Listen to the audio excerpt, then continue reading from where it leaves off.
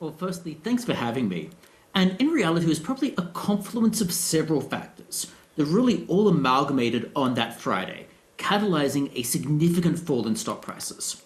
So, to paraphrase Muhammad Al-Arian of Queen's College in Cambridge, he basically kind of indicated there were three overarching factors. Firstly, fundamentals, secondly, policy, and then thirdly, technicals. So, fundamentals being what was going on with the economy. So there were some negative job reports. So unemployment rate that went up to 4.3% from 4.1%. The amount of jobs created, well, that was much below expectations. So about 50,000 jobs below expectations. Hourly earnings were also not great, increasing 3.6% year on year versus 3.8%. We've also seen other surveys, such as ISM manufacturing, which came in below 50, showing signs of economic weakness. Then you've got concerns about policy, which was the Federal Reserve too slow to react to this? Was the Federal Reserve keeping rates too high for too long? And just behind the eight ball in terms of getting things under control. Then you've got technicals, which is when there is a large market downturn, some people might need to perhaps sell more stocks because they were being margin called. I needed to sell their stocks in order to perhaps satisfy a reduction in their portfolio and exit some positions. So you end up with a whole lot of these factors all amalgamating to create problems with the market. So why does this send jitters across global markets, including those in Asia? What has been the impact? So the US economy is really central to many other economies, and we've got a couple of factors here. Firstly, we've got the trade linkages. Secondly, we've got the financial flows and the contagion that might arise. And then thirdly, we've got the symbolism of it. And that symbolism is likely what was driving a lot of it. That is, if the US economy appears to be stalling, that might send a signal about the state of the global economy. So if the US is stalling, then what does that say about the Australian economy? Is it that the Australian economic data hasn't yet showed up what the US has, or there's going to be broader signs of weakness? And if the US economy is stalling, then what does that mean for the exports into the United States? I.e., is there going to be more or less demand, for goods going into the US, thereby weakening other countries? In addition to this, if the US economy is cratering, then some capital might start to get rationed.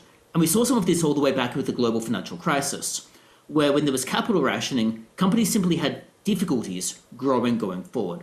So there were broader concerns about the global economy really driving a lot of this downturn. Well, the US has managed to, in the past, defy gloomy predictions of a recession. Will it be able to this time? Well, with the recent economic data, it was really a catalyst on that Friday.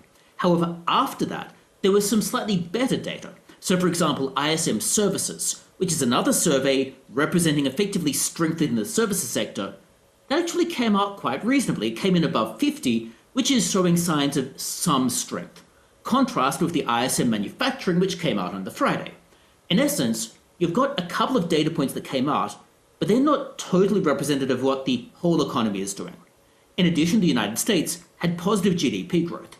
GDP grew 2.8% on a seasonally adjusted annual basis in the latest GDP reading. Inflation is slowly heading down toward target, meaning the Federal Reserve doesn't need to perhaps be quite as pressured with interest rates as perhaps it might need to be perhaps earlier this year. And therefore, the US appears to be heading more towards a reasonable landing, but there are certainly some concerns about recession risks that people had really honed in on this Friday and at the beginning of this week. Well, one of the markets that was significantly affected was Japan's. It saw its worst trading day since 1987. What happened there? So with Japan, we saw the stock market, the Nikkei index, it went down about 12%, and then it recovered about 8% thereafter. So certainly there was quite a lot of volatility. Maybe the market arguably overreacted with that reduction. And there were likely a few things going on with Japan. Firstly, we have the Bank of Japan and its rather, I'll call it unorthodox approach to interest rates, keeping interest rates incredibly low for a very long time, which had led to some quirks in terms of where people were placing their money, i.e. borrowing a lot of money in Japan and perhaps using those borrowings for other things. But if people were then running into financial issues, they might need to unwind that carry trade. So that is basically unwind those types of transactions they've been engaged with, which then interfaced with what was going on with the yen. That is the currency exchange rate between US and Japan. So in essence, the global transactions that were going through exacerbated what was going on here. And the US downturn forced people to engage in some of that trading behavior. But then that did, like I indicated, reverse quite a bit. Well, investors also have concerns about the state of the Japanese economy. Tell us why. What factors contribute to this? Well, the Japanese economy has had some economic issues for a while. Some of these are more long-term and structural. Some of them a little bit more short-term. The long-term type one is effectively concerns about corporate governance. In essence, companies in Japan are engaging in shareholder-friendly manners to try to increase economic growth. And without good corporate governance, companies will often stagnate for an extended period. Now, there had been optimism that those corporate governance practices would improve, and the regulators were trying to get on top of that. However, there's still much work to be done. In addition, in Japan, unlike with, say, the United States or Australia, where there's been significant inflation and suddenly high inflation, Japan has almost had the opposite problem for many years. Incredibly low inflation, potentially to the extent of being deflationary. So Japan was trying to get inflation actually upwards, and upwards more toward that 2% area, which is why Japan had kept interest rates so low for so long. And it was only recently they'd actually started increasing rates to a very, very low level. So in Japan, it's had some economic issues, with them really trying to stimulate economic growth, but that also would require positive interest rates, which is a very difficult situation to resolve. Well, since the sharp falls we saw on Monday, Japan stocks have rebounded, as have other markets in the region. How much attention would you pay to the share market sell-off as a possible sign of things to come? It's certainly worth looking at in that it gives us an idea about what the market thinks might happen. But there are so many different signals that sometimes go on in the market. So there's the adage that sometimes bad news is good news, or good news is bad news. Of course, people might be thinking about what is the Federal Reserve or the Reserve Bank going to do when they see the economy cratering.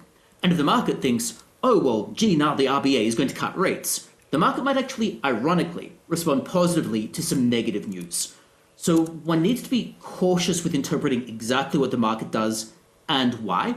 And oftentimes we sort of see the market move and then there are some ex post narratives trying to explain what happened. That said, it is informative.